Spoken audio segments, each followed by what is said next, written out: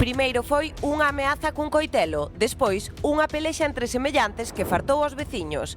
A terceira noite consecutiva, os residentes da Sagrada Familia na Coruña decidiron tomar a xustiza pola man e saír á rúa para intentar acabar dunha vez por todas cun narcopiso do seu barrio. Uns 15 veciños plantáronse ás portas desta conflitiva vivenda. O obxectivo, facer garda de noite e disuadir a posibles compradores. A chegada das autoridades policiais calmou un pouco as augas, non foi sinxelo, pero finalmente conseguírono. Iso sí, con reticencias e reproches. E que a tensión é máxima neste barrio coruñés. Levan máis dun ano tratando de acabar con este punto negro de venda de droga. As solucións non chegan e os residentes din estar nunha situación límite. En abril do ano pasado, preto de 80 residentes concentráronse con cazarolas, chifres e petardos diante do coñecido narcopiso que habitan dous irmáns, veciños do barrio.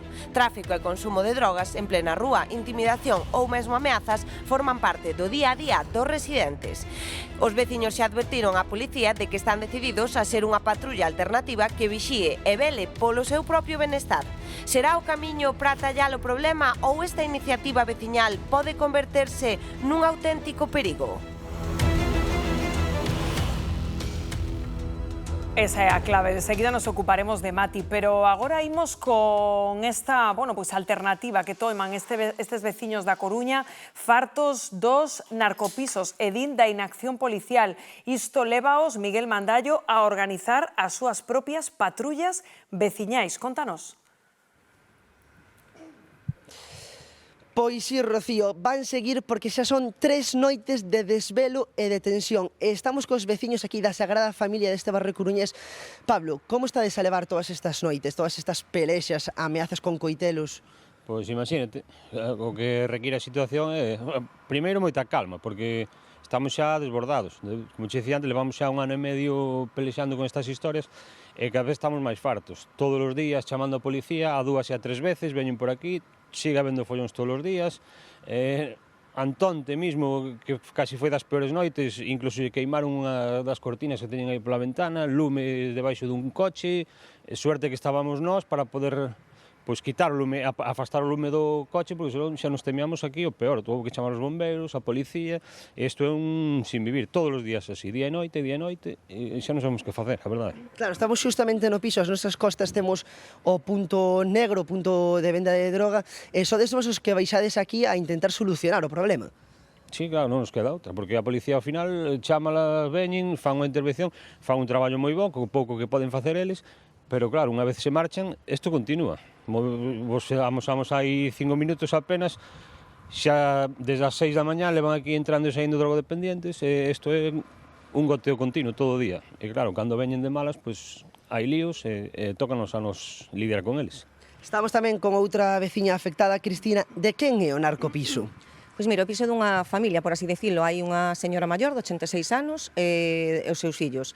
Son dous, un deles creemos que está preso e outro está na casa.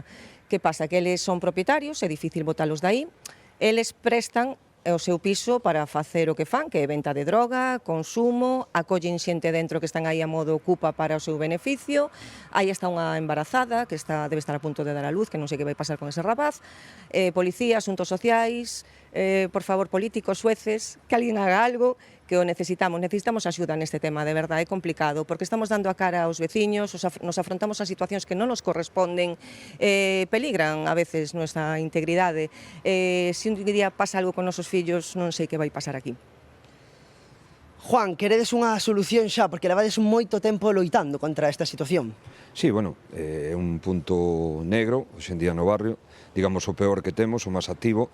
E, sí, desgraciadamente nos levamos ano e medio que falamos con eles, cos veciños, e, nos deron unhas pautas, nos dixeron o que estaba sucedendo, puxémoslo en conocimiento das autoridades, de toda a xente responsable que pode facer algo nesto, pero desgraciadamente vemos que despois de ano e medio aquí non hai nada, todo sigue igual, e, tememos que un día pase unha desgracia. Non queremos que pase, por suposto, nós, como representante dos veciños, queremos velar pola seguridade de todos e que todos estén ben, pero desgraciadamente isto vai acabar en lamentable situación.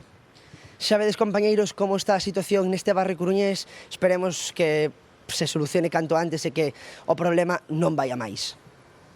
Grazas, Miguel. 4 anos levan así, 12-4 minutos, e a mí o que me preocupa, Gloria, é que vai calando unha sensación cidadá de se non o fan eles, facémolo nós e organizamos unha patrulla veciñal. Mal. Non son eles os que teñen que solucionar este tema. Aí hai alguén, e non é un emprendedor, é un vendedor de drogas que está vivindo a costa de enfermos, que son os que van a comprar. Vale? E hai unhos veciños que están no medio e están perxudicando por os líos, porque as persoas que van están como están, pois algunhas estarán con eso que lle chamamos o mono, a abstinencia, e se xeran problemas. Como vamos a solucionar? Cando haxa encima da mesa o que non queremos que haxa? Unha desgraza? No, e logo, non é inacción policial, penso.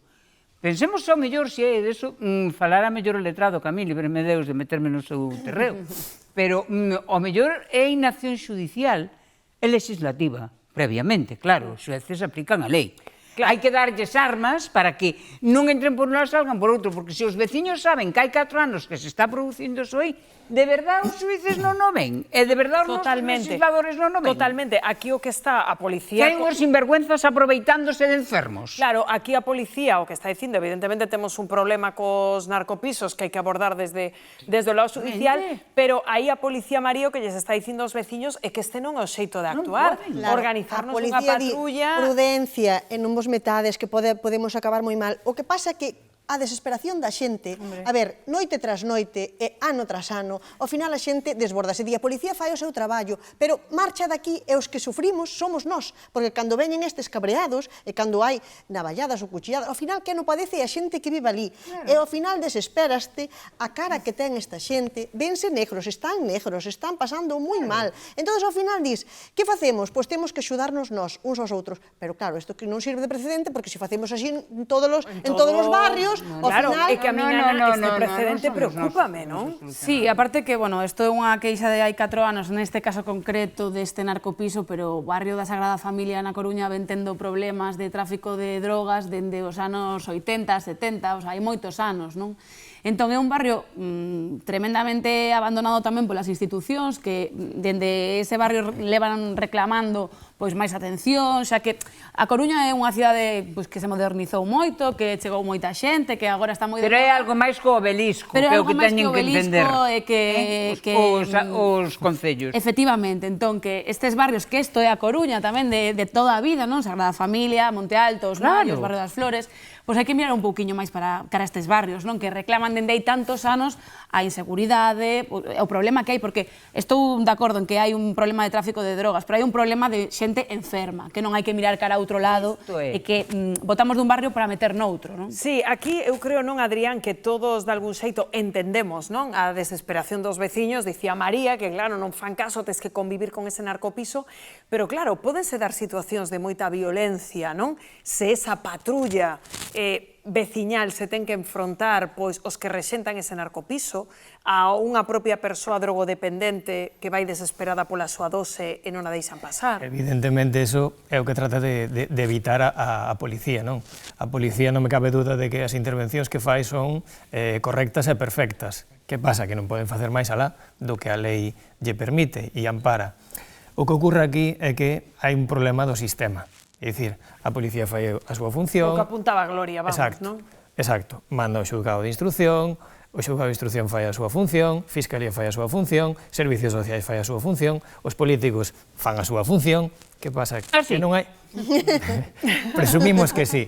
Entón, non hai unha coordinación que é o que piden os veciños. Coordínense todos vostedes para dar unha solución. Para que nos non teñamos que seguir sufrindo este problema. Bueno, pois estaremos pendentes dese barrio da Coruña.